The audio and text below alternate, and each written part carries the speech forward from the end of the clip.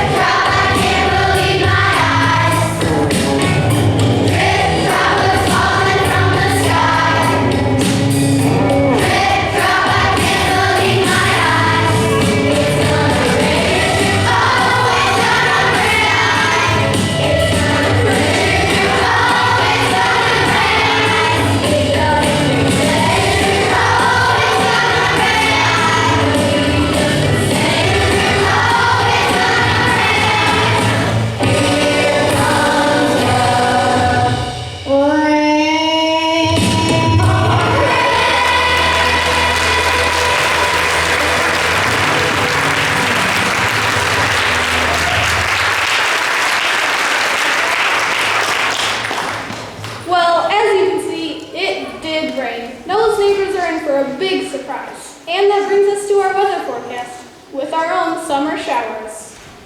Thank you, Cecil. Yes, as you just saw, it is currently raining in Noah's neighborhood. Meanwhile, the desert between and Sinai, manna and quail is falling from the sky. That's right, God is providing for his hungry people by actually making food fall from the sky. Hallelujah! I am always excited to see what God does next. Of course, in the desert, it is hot, hot, hot. Not a drop of rain there. While Summer's making her way back to the desk, let's go to commercial. Just kidding. Everyone knows there are no commercials in heaven.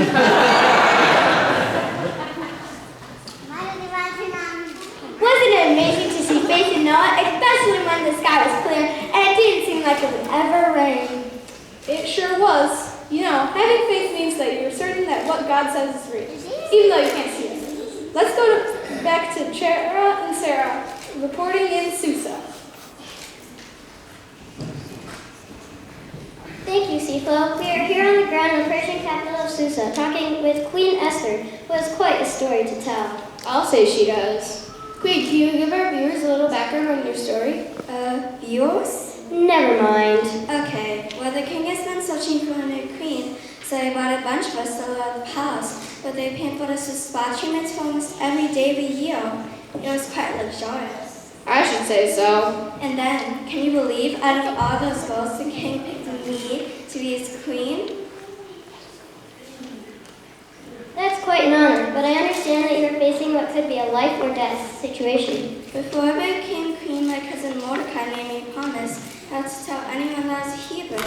But now there's a horrible man named Haman working for the king who wants to kill all the Jewish people. Unbelievable. Can't you talk to the king about it? We have very specific laws here. Even as queen, I'm not allowed to go to see the king unless he invites me. Anyone who goes into see the king without an invitation could be killed. Mercy! We've all been fasting and praying to God. Honestly, it's a pretty scary decision. Mordecai says that this may even be the reason that I became queen. This very moment.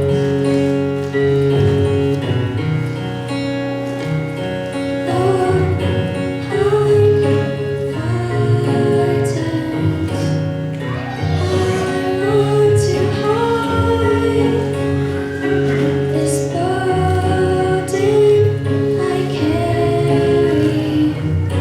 tears me up in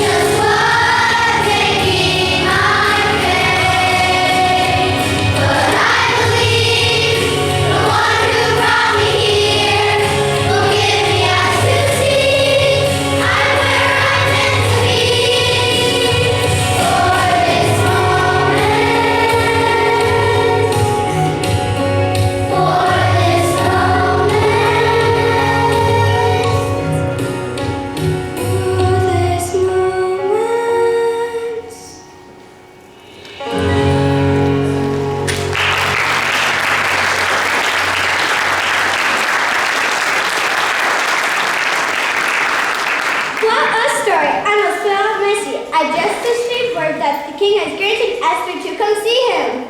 And it looks like the king has removed Haman from power. Because of the faith of Esther, the entire Jewish people will be saved. Her very life was in danger, but she risked it all and trusted that God will leave her for this moment. And that's faith, the faith news. You know, Summer, sometimes God calls his people to do dangerous things when they trust him. It reminds me of the time there was a man named Saul who was killing all Christians. Everyone heard of him, and he was scary. Super scary. I remember that. I think this is the perfect moment for what me and Cecil like to call fantastic faithing.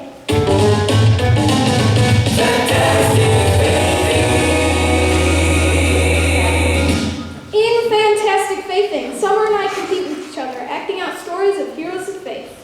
Every time the bell chimes, we switch places. You participate in the voting by clapping your wings as we go along. Ready? Let me hear those wings.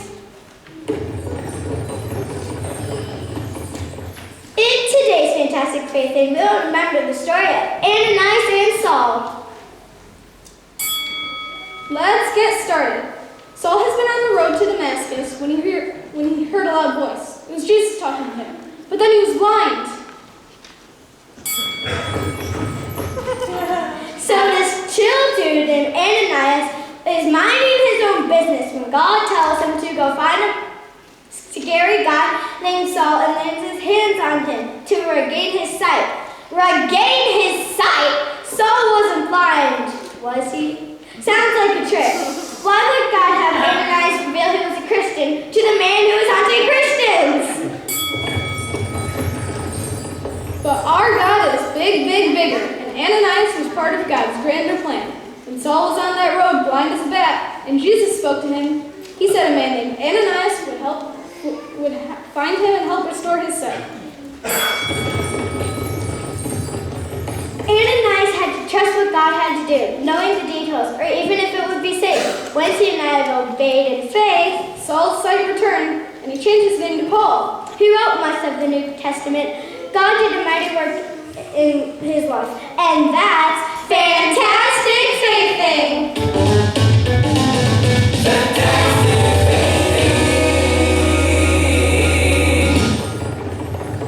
Fantastic. What? Faithing. Faithing is trusting that God is in control, and he is faithful. I don't think that's a word, but it should be. Let's jump to sports. As you know, the Halos and the Flappers are competing today in the final tournament of the season. One thing you should keep your eye out for is the leap of faith. Both teams will be using it today. Is the mighty slam dunk in heaven? Let's go to the Hall of Faith now.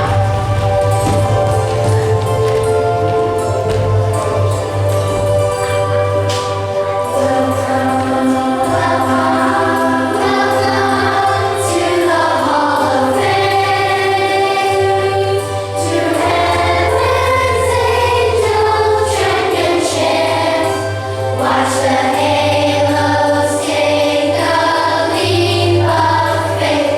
Watch the flappers take a leap of faith. It's the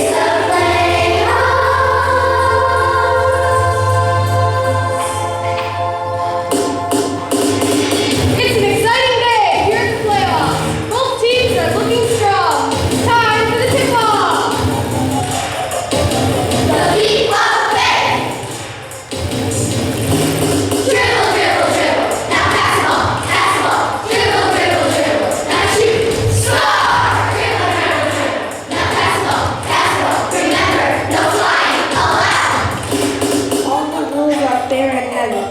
Be on your guard, stand firm in the faith. Be courageous, be strong, do everything in love. Be on your guard, stand firm in the faith. Be courageous, be strong, do everything in love. Dribble, dribble, dribble. Now pass the ball, pass the ball. Dribble, dribble, dribble. Now shoot, score. Dribble, dribble, dribble. Now pass the ball, pass the ball. Remember, no flying allowed. One can slam dunk in heaven. It's as small as a mustard seed. You can say to this mountain, move, and it will move. You are big and small as a mustard seed. You can say it to this mountain, move, and it will move. Nothing will be impossible for you. Nothing will be impossible for you. Nothing will be impossible for you. Nothing will be impossible for you. Dribble, dribble, dribble. Now pass ball, dribble, dribble, dribble. Now shoot, score. Dribble, dribble, dribble. Now pass ball. Remember, no flying allowed.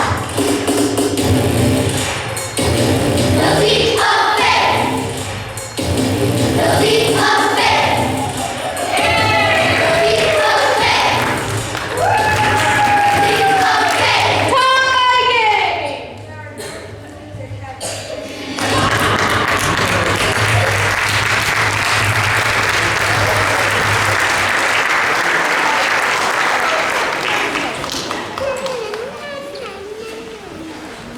Go Halos! Go Flappers! What a game! Let's go to traffic with our own Cameron Flowers.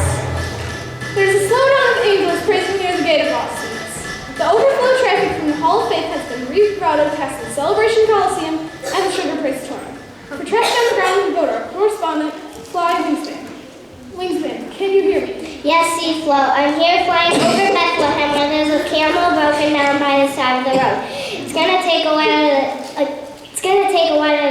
while to clear those two speed humps. Over at Samson's village, two enormous pillars have fallen, blocking all access to the main road. If you fly back a few centuries with me, it looks like the Red Sea just emptied, so you'll have a smooth traveling back. And that's traffic with Wingspan. Back to you, Seaflow. Thanks for that high-inspired report, Wingspan. Now we take you back to Chera and Sarah, where, am I hearing this right? Yes, they're walking. I repeat, they are not flying, but walking with a large group around the city of Jericho. Okay, take up the Ark of the Covenant of the Lord. We have 7 priests carry trumpets in front of it. Excuse me, may we talk to you? If you can walk alongside me and keep up. Sure. My sources tell me that you and your people have been walking around Jericho for the past 6 days. Can you tell us why? I was near Jericho when an angel appeared before me and told me to take off my sandals. I was standing on holy ground.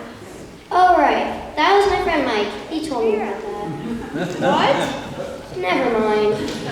Anyways, the angel told me that the Lord had given us the city. We just need to march around the city 6 times.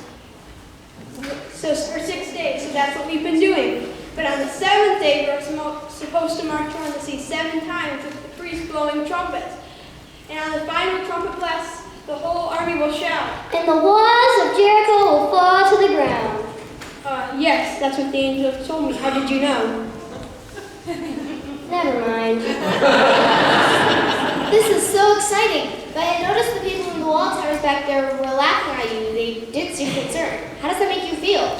Sometimes following God can sometimes feel a little silly, especially when what He asks us to do seems impossible. But each step of faith takes effort, which reminds me, word to the wise. If you're going to walk around the city 7 times, you better put on some sensible shoes. 7 days near Jericho. The day we've been waiting for. They marched around the city walls every day the week before. They got up at daybreak and just gave the word to march on the 7 times by order of the Lord. And teach the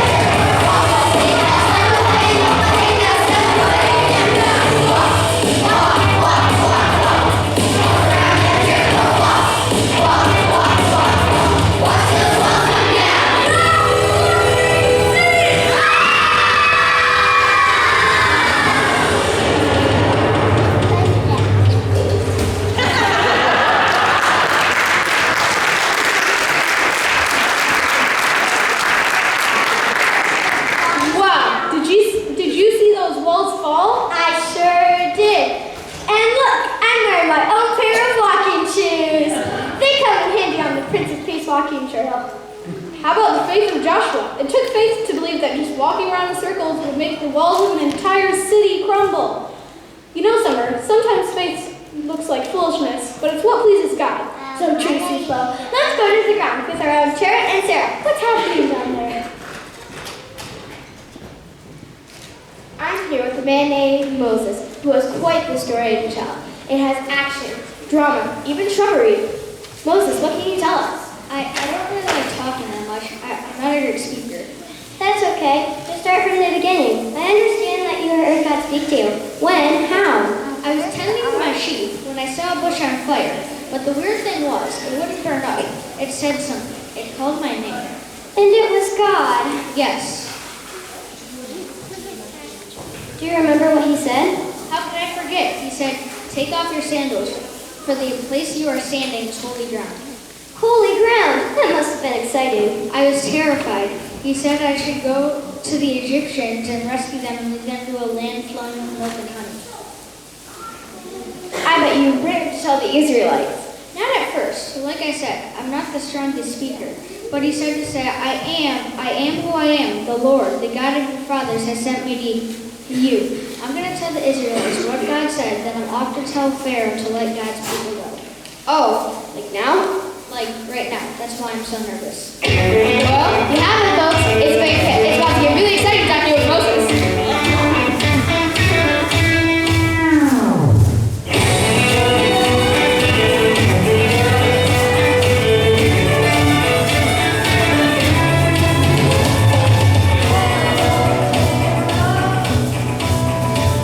A bit of awkward news. God of the Israelites. A message just for you.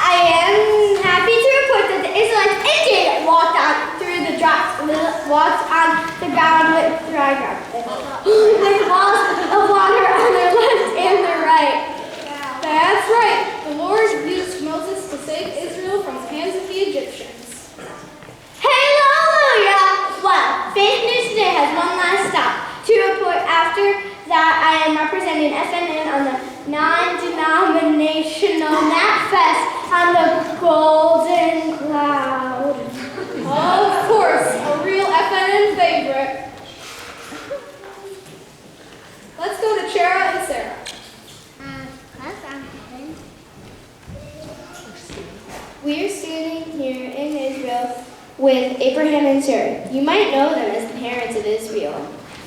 Here they are now. Abraham, Sarah. I understand that you are leaving your country and your people to go to a new land. Why? God told us to. God said he will make us into a great nation, which I think is sort of funny since I don't have children and I'm no spring chicken. Forget it. He told me to look up at the heavens and count the stars, and my descendants would be like that. He said that it would bless me and make me into a great nation. And all the people will be blessed through you. Yes, that's what he said. Did you hear? It's going around. That's a pretty big promise. Yep, and when God says something, I believe it.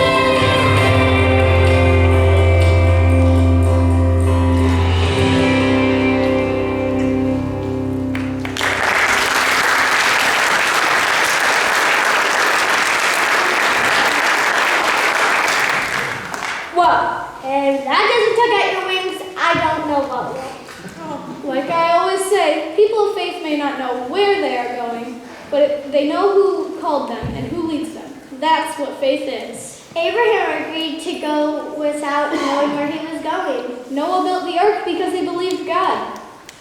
Moses trusted that God would deliver them from the Egyptians. Joshua believed that Jericho would be delivered into their hands. We've asked